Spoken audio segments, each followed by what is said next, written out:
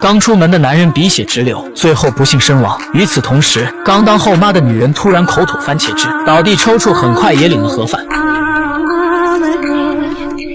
因为一次偶然的相遇，让这两人陷入相对应的死亡循环当中。如今要解除的唯一办法，就是回到初次相遇的地点，互相阻止对方的死去。可随着两人循环死亡的次数增加，重置后的周围环境也发生了变化。拉蒂亚发现超市的水果不再新鲜，开始腐烂，就连艾伦之前丢掉的戒指也没有回到原位。正当他们为回不到最初的时间线而发愁时，新的难题又产生了。去超市的纳迪亚突然看到幼年的自己，然后心脏病复发，一口气没上来又死了，再一次增加了死亡循环的次数。此时的两人已经放弃解除死亡循环的念头。艾伦主动找到前女友，告知对方自己对被绿的事已经彻底放下，并且原谅了他们。而纳蒂亚也克服了幼年母亲留下的阴影，坦然面对现实，给别人当了后妈。可他们还是在同一时间相继死去。不过这一次他们都回到了初次相遇的时间线，于是他们按照事先的约定会合，寻求彼此的互救。但不巧的是，艾伦刚出门不久，急匆匆的纳蒂亚就找上了门，两个倒霉蛋就这样的错过了。幸运的是，最后他们还是在超市会合了。可没说几句话，他们就发现了彼此的不对劲。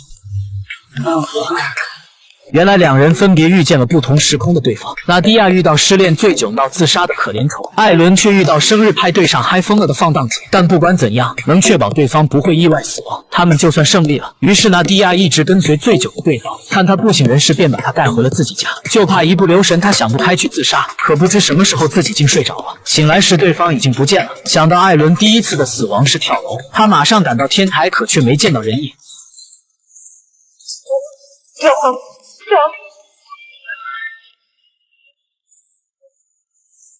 但他也不好好想想，他们彼此是一条绳上的蚂蚱，他自己现在还活着，那就证明还有机会。可艾伦这边就比较麻烦，放荡的纳迪亚根本不听对方的好言相劝，甚至都不让对方跟着他们，执意要带另一个男人回家过夜。直到他过马路，对方连忙抓住了他，阻止了他的死亡。